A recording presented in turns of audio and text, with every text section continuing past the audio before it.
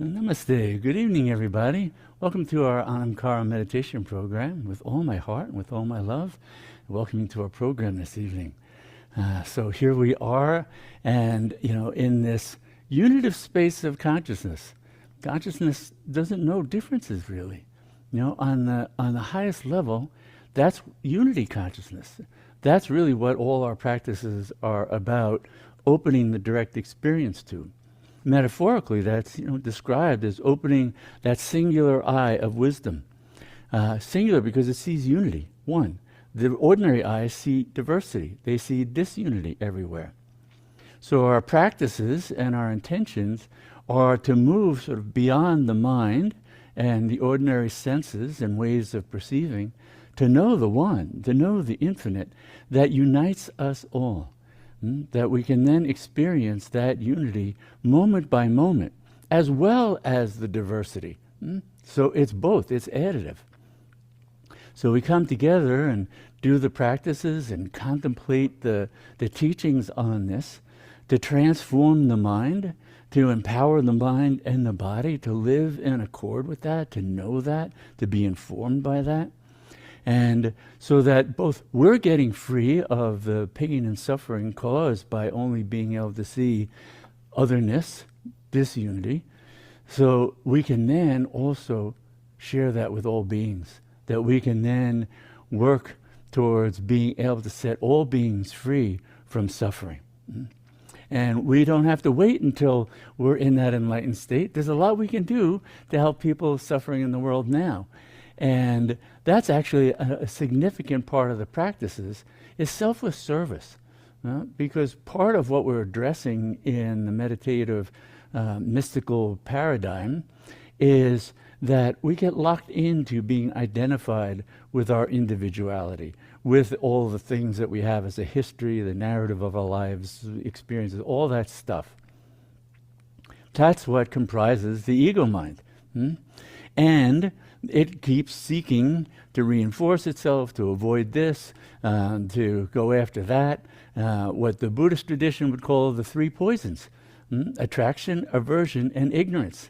Ignorance is the mother of the other two, because we don't know our infinitude of being, the boundless fullness of being. We seem to be lacking things, and then we go after them. We seem to dislike things, and we have to avoid them. So ignorance, the not knowing, is the root cause. And that's what we cut through with all the different practices and contemplations and understandings that we engage in as part of our practice. And as we become freer and freer, then we're also more and more empowered to help others see that living truth, to come to know that, so that ultimately we're all free. Because it won't be enough for us individually to get free. There will be that impediment that, wait a minute, these other beings who aren't other beings, they're rays of our own self. If they're left out there suffering, why would we leave them like that?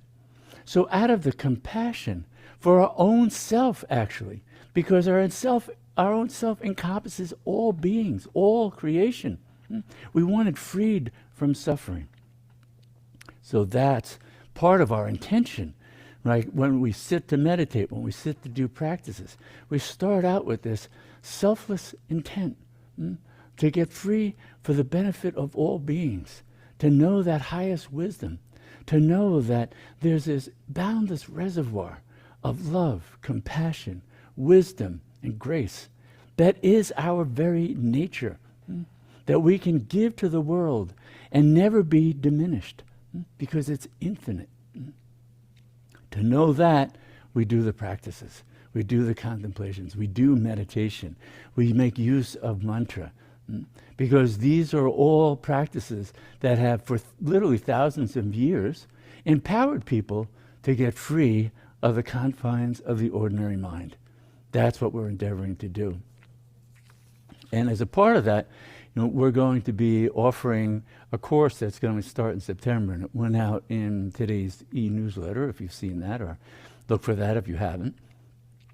And it's going to be on the empowering practices from the Shiva Sutras. So the Shiva Sutras are an ancient text that was really discovered, but inscribed on a rock by a great saint, a great Siddha master, a great sage, enlightened being, Abhinavagupta Acharya. And he discovered these Shiva Sutras. And so it's a text that is really at the foundation of Kashmir Shaivism, a non-dual perspective. So it's a perspective that embraces all of life, all of consciousness, all of form, all of emptiness, everything and beyond. So we're going to dive into the Shiva Sutras, and it's a six-session course that is going to go for 12 weeks. So it's going to be every other week so that people have a chance to do other things, because it's going to be on a Sunday afternoon from 4 to 5:30. It starts on September 7th, Sunday, and ends on November 16th, just before Thanksgiving. And as I say, every other week, there'll be videos of it each week that will be given to all the registrants the day after. So if you missed the session, you can always catch up with that. Or if you can't make it and want to and take the course asynchronously, you can do that as well. So all that information is in the newsletter and on the Soul's Journey website. But it's a set of teachings and practices that are aimed at, just as the Shiva Sutras, they're revealed scripture. They weren't mind born. There's beautiful commentary and everything from great sages and saints, but the sutras themselves were seen as being revealed by the infinite for the benefit of all humanity. And Shiva, the word Shiva literally means the auspicious one. So we're talking about the infinite, the one that's beyond forms, on that highest level, called the para level, para Shiva. No form, not masculine, not feminine, not a god, not a goddess, nothing. Once you drop a level of tattvas, then you're in Shiva Shakti, and then so the one becomes two. You have Shiva and Shakti. You have the masculine and the feminine faces of the infinite. The mind loves forms to relate to, so the infinite takes on forms for the benefit of the poor mind. Its own creation. It knows what it needs. So we'll be diving into the Shiva Sutras and sort of extracting some of the pearls in a very practical way, because you can study the Shiva Sutras and all the complexities of Sanskrit and everything like that. But we're going to be looking at the Shiva Sutras in a practical level. What does it do for our meditation practice? What does it do for us to empower us to stay attuned to the highest within ourselves through everyday life, as we go about the activities that we have to engage in as part of our dharma in the world of work and relationships and everything else? So the Shiva Sutras can inform our everyday life and uplift it. I mean, this is the nature of the Tantra traditions, is they embrace all of life. So one didn't have to be just a monk in a cave and go away from everything. No, everything about life is both a revelation and a leaping off point into the infinite. So it's all part of spiritual practice, it's all part of sadhana. And so we'll be going into that, and I hope you'll be able to join us for that. You can register online and just email me and let me know that you're interested, and we'll pursue it from there. So again, that's going to start in September. 6 sessions, an hour and a half each, run for 12 weeks, and give us a chance to really become immersed in these kinds of practices and teachings. And, one of the things that comes up in the Shiva Sutras, in the first section, so the Shiva Sutras are, the text is divided into 3 sections that have to do with the means of practice, known as upayas. So the upayas are empowering us to meet the mind where it is, whether it's caught in absolute difference and seems to be just locked into its ignorance, or it's in an in-between state. It's starting to get a hold of things, but it's not there, or it's right on the cusp of just absolutely disappearing into the infinite. So the Shiva Sutras and the wisdom of Shiva that comes through that says each place where the mind is, we meet it there skillfully and invite it to be released into pure consciousness, its very essence, its very source. And one of the things that the first section the Shiva Sutras talks about is Matrika Shakti, and it actually comes up in a verse from Kali's Bazaar. O Matrika Shaktis, little mothers, you've done your work, concealing the inconceivable like the child of a barren woman. Now, use your power to reveal the never hidden. Paradox. Reveal the never hidden. Well, that's the mystic's quest. That's what Jesus talked about as the kingdom of heaven is right before us. God is everywhere, but we don't see it. What prevents us from seeing it? That's what we need to know. How do we get caught in the limitations of mind that sees only differences, doesn't see unity, doesn't see the one pervading the many? So that's the essence of sadhana. That's the essence of practice across spiritual traditions, is to come to know that and to use skillful means for doing that, because we're both transforming the mind as well as going beyond the mind. Right now, our consciousness seems to be locked in. The only consciousness we know is the conditioned consciousness of mind.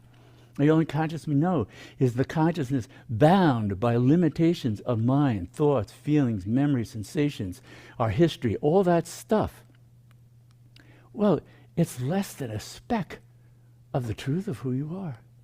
You're the infinite, the boundless one that embraces, is all. Doesn't just embrace it as if it's an other. No, it is all. But to know that directly, that's the call of the practices. That's the call of sadhana. That's the call that arises within us when that power of consciousness begins to stir. In the yoga tradition, it's called Kundalini Shakti. It's that power of consciousness saying, wait a minute, we've explored the realms of differences for eons, countless lifetimes. Now, time to wake up, time to go beyond, time to reclaim the infinitude of being that was never lost. It's always right there, right there. So that's what the practice is, and that's what the Shiva Sutras empower us to do through a variety of practice. So we can engage in practices all the time. You know, pretty soon, as one is pursuing a path of meditation, it becomes clear that in order to really know the infinite, in order to go beyond the mind, meditation, sitting meditation, sitting for whether it's 10 minutes, 20 minutes, a half an hour, once a day, twice a day, that's not going to cut it.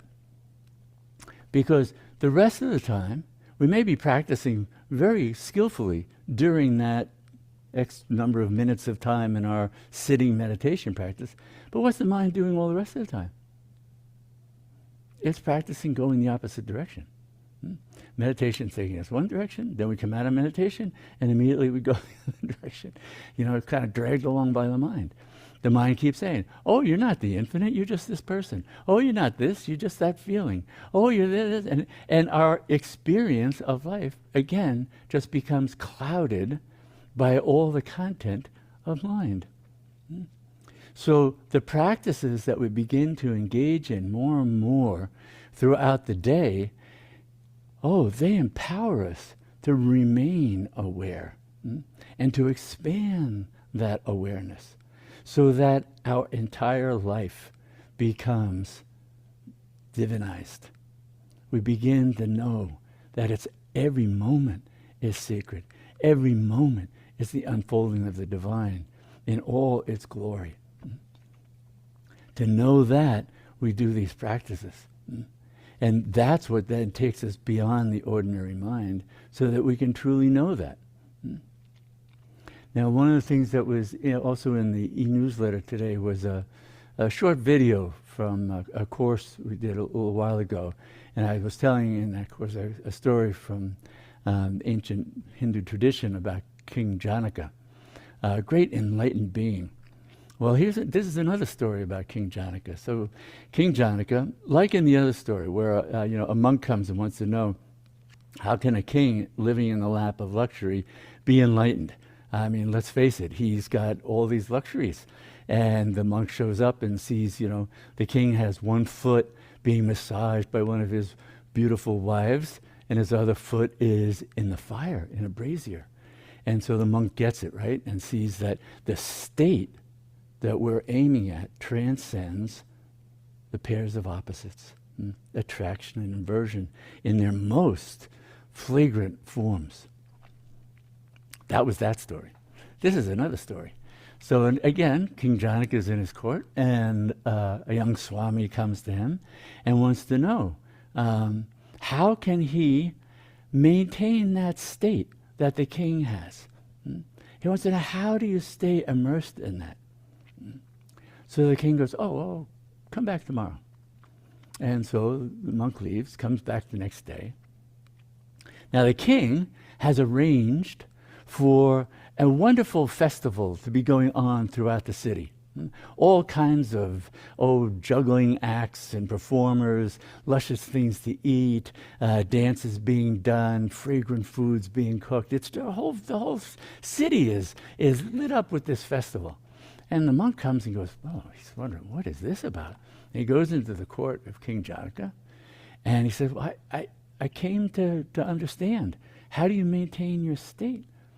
And the king goes, yeah, don't worry. And then he calls 2 guards, and he's over. And 2 of his royal guards, who follow his orders to the letter, the king says to him, now, the guards are going to put this bucket of water on your head, filled to the brim. And they do. And now the monk, and he says, you have to hold that and not spill a drop as you walk through the city, seeing all the sights. Do not spill a single drop. And you know what? If you do, those guards, I've ordered them to cut off your head on the spot. All of a sudden, the monk is going, well, I know I wanted to know, but I didn't know so much was at risk. But it's the king. He's got to go do what the king ordered. So he very mindfully, very carefully walks through the city with this, bucket full of water on his head, making sure he doesn't spill a drop. And it takes him some hours to wind his way through the route, through the city, back to the king's court. And he comes in, and then the king tells the guards, okay, you can take the water off his head. And then the king goes, so, how'd you like the festival? The monk goes, what festival? I had to pay attention all the time to not spilling a drop. That was the lesson. That vigilance. Why did Buddha make mindfulness the root practice? Why do yogis, he learned it from yogis, why do yogis practice that kind of mindfulness of attention? Because where our attention wanders, our identity goes with it. Because as you think, so you become. You get involved in one thing after another. And now you're spilling all over the place. Oh, it's a great metaphor. We're spilling our consciousness. We're spilling our attention. We're spilling attention. What is attention? Attention Shakti. It's the power of consciousness. Yet we spill it out. We give it to TVs. We give it to all kinds of things without thinking about it. We're just spreading our attention everywhere.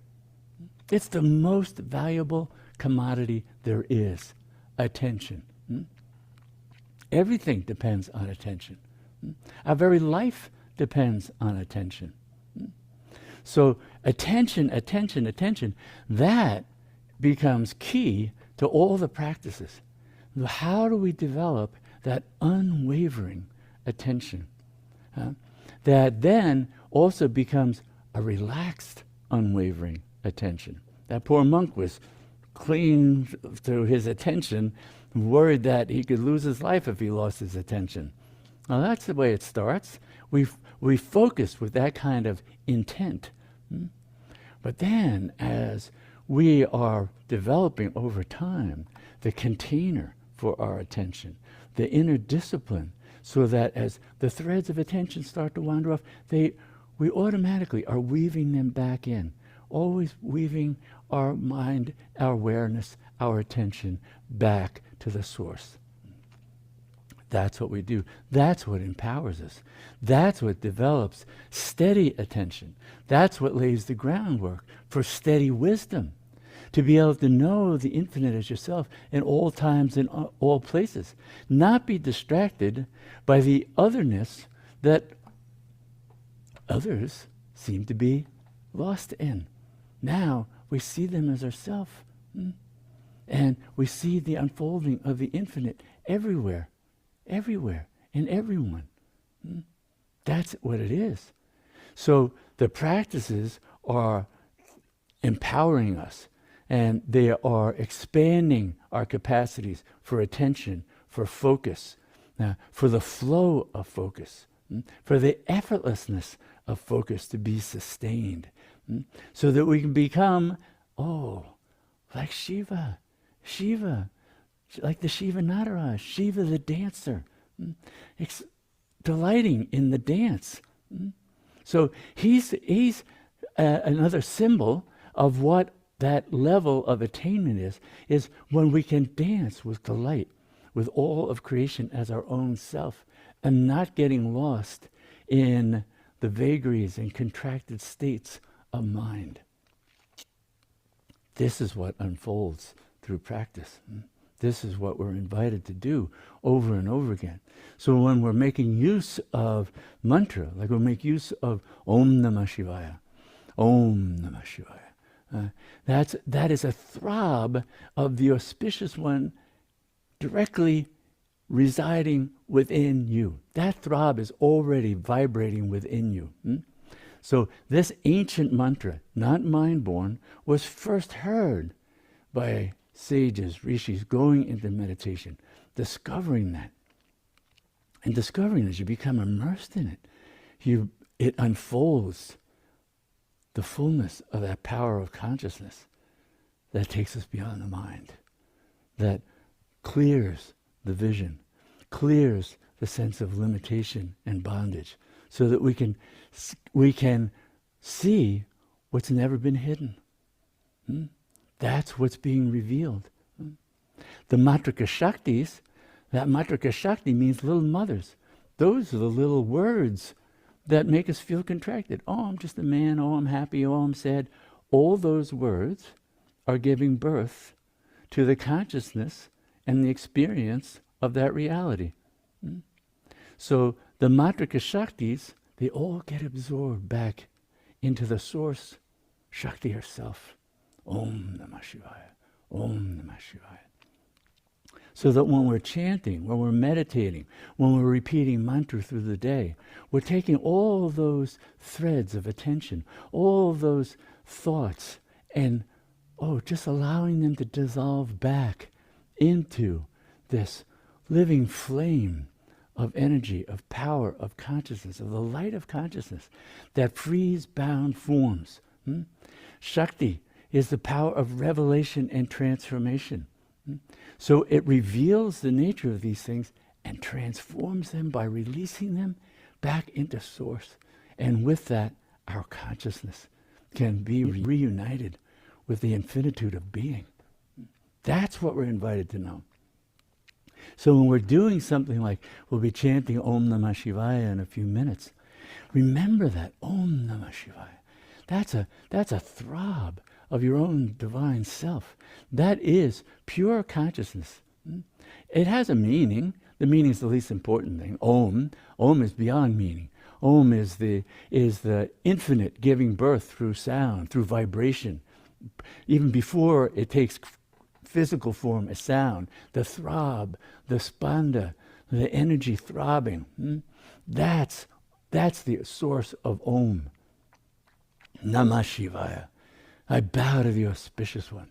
Well, that helps orient the ordinary mind to its relationship to our own infinite self. Bow to that.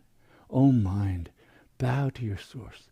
Om mind, take refuge in your infinite source, the divine within, whose presence is always there. If you're not experiencing its presence, it's because your attention is locked on something else. We should be very clear. The divine can never abandon us. The divine is never abandon us. Only the mind can hold the illusion of separation. That's what we're cutting through, that illusion. So we come to know the living presence that's always here, always now, always embracing all that is. Om Namah Shivaya. Om Namah Shivaya. It's all in that. It's all in that throb of the infinite. Om Namah Shivaya. So we move beyond the ordinary mind in practice.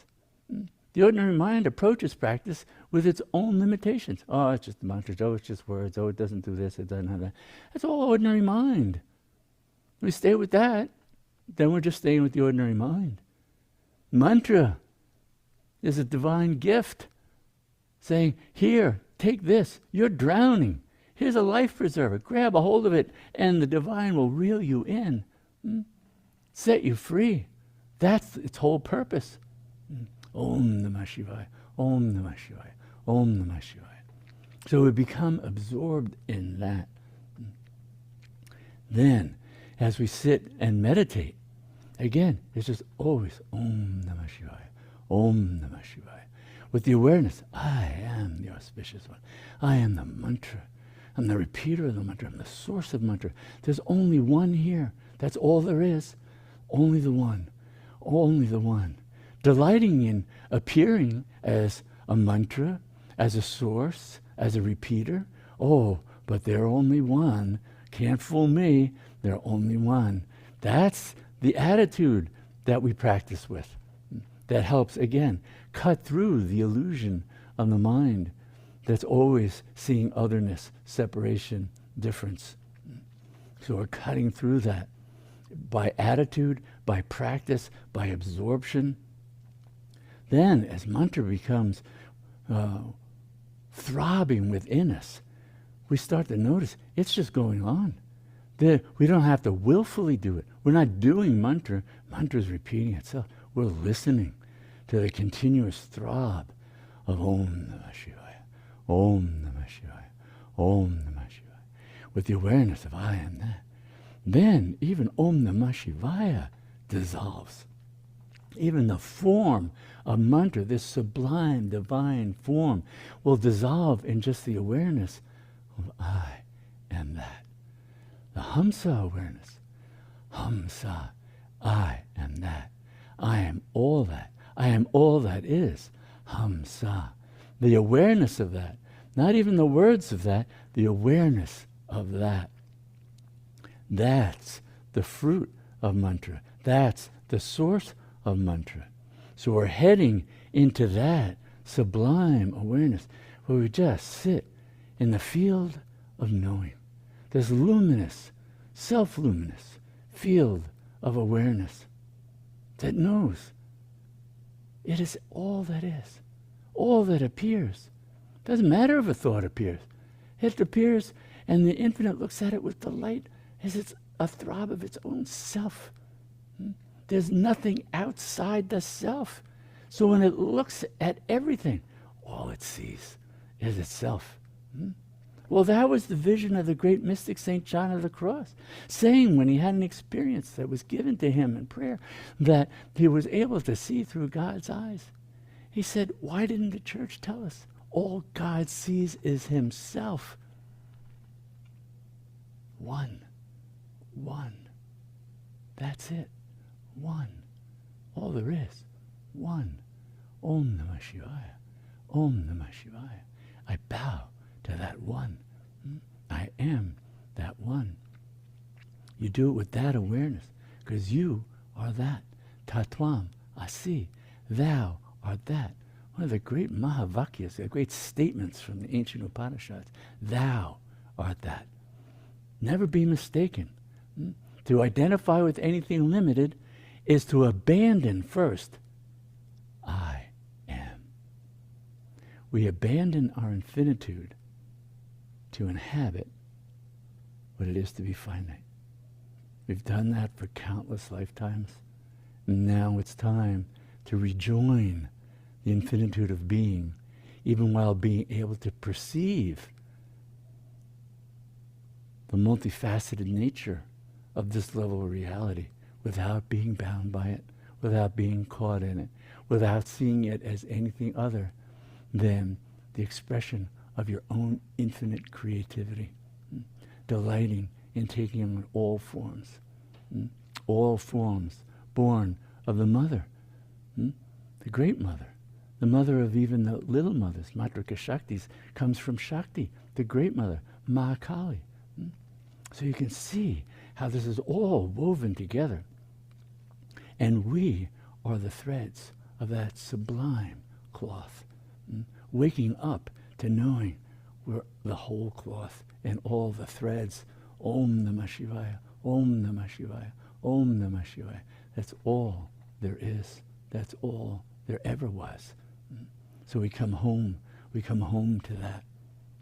So we're going to chant now for a few minutes and then just sit in that sublime awareness. That sublime awareness that is already fully unfolded within you. You don't have to make an effort to make that awareness happen. It's all about getting out of the way. It's all about letting go. We let go into freedom. We're clinging to bondage. So we have to let go to know freedom. It's such a paradox for the poor doing mind that wants to do something. It wants to grasp. It wants to hold. Yet that has been its entire existence. And it never brings it any closer. It's the letting go. It's the wide openness, the spaciousness, the infinitude of being that is already fully present as you, within you, all about you. That's all there is. Om Namah Shivaya, Om Namah Shivaya, Om Namah Shivaya. Live that. Then remain immersed in that throughout the day, throughout the night. Om Namah Shivaya, Om Namah Shivaya. So make that awareness that protects you. This is why it said the word mantra means that which protects. If we're absorbing our mind in Om Namah Shivaya throughout the day, it's protecting us from getting fully bound by mind and actions. Om Namah Shivaya, Om Namah Shivaya.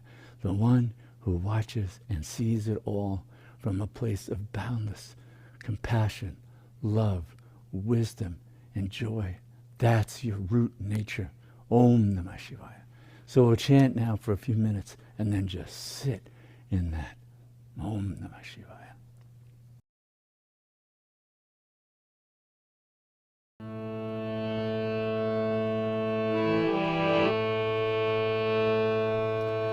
Shri Mata Kali Mahadevi Ki Jai.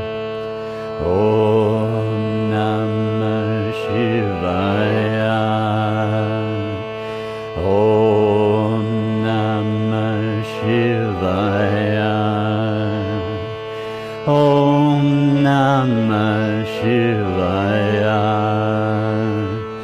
Om Namah Shivaya. Om Namah Shivaya. Om Namah Shivaya. Om Namah Shivaya. Om Namah Shivaya. Om Namah Shivaya. Om Namah Shivaya. Om Namah Shivaya. Om Namah Shivaya. Om Namah Shivaya. Om Namah Shivaya. Om Namah Shivaya. Om Namah Shivaya. Om Namah Shivaya.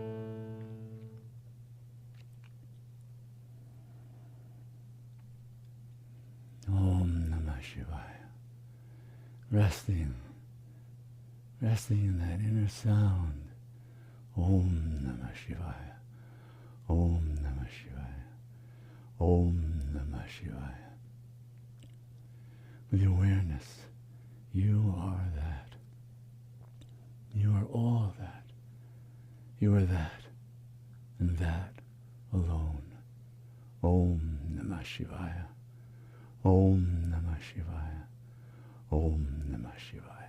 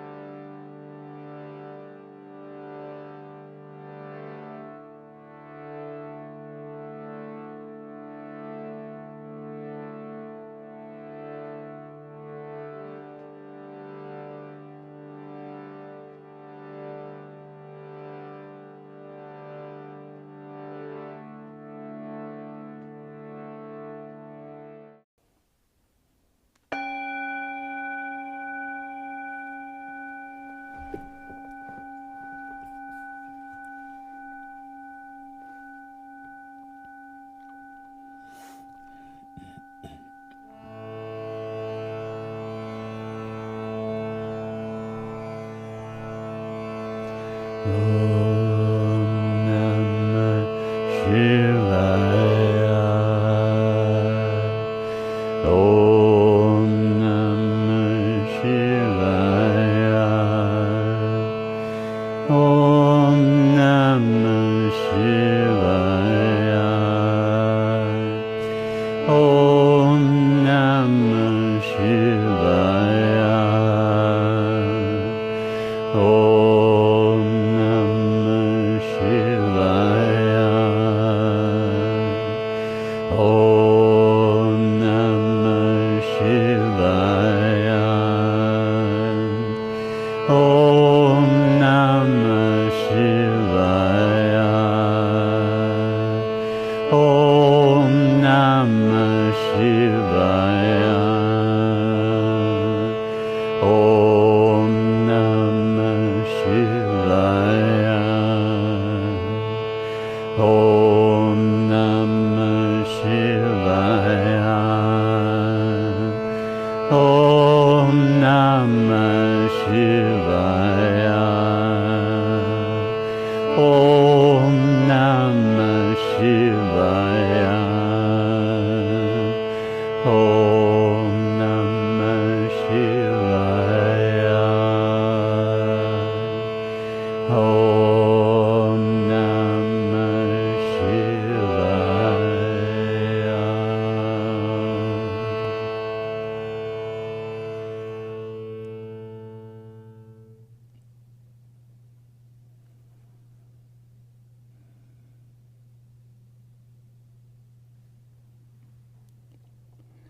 So we end with this prayer. Then may all our practices truly benefit everyone, and may all beings know complete freedom from suffering. Namaste.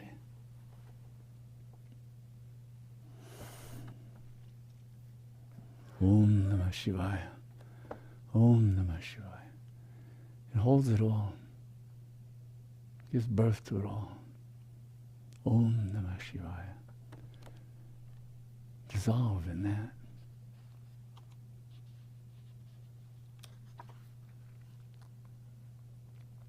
To come to be a true knower.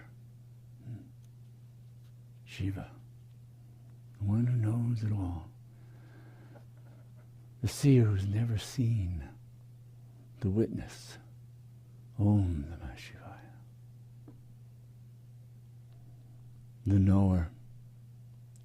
Darkness is secondary. Who is the knower who illumines all darkness? Light is secondary. Who is the knower who illumines even the sun? Mystery is secondary. Who is the knower who penetrates all mysteries? Knowledge is secondary. Who is the knower who is the source of all knowledge? Wisdom is secondary. Who is the knower, the wellspring of wisdom from whom all scriptures come? Pleasure and suffering are secondary. Who is the knower, the stainless one, untouched by desire and attachment, who looks upon all with love and compassion? Form and emptiness are secondary. Who is the knower, in whose clear and boundless light of awareness form and emptiness embrace? Birth and death are secondary. Who is the knower, the one unborn, undying, eternally pure? O my beloved, Tatwam Asi, thou art that. You are the knower. You are the one. All you see is yourself. All you hear is yourself. All you think is the self. All there is that one.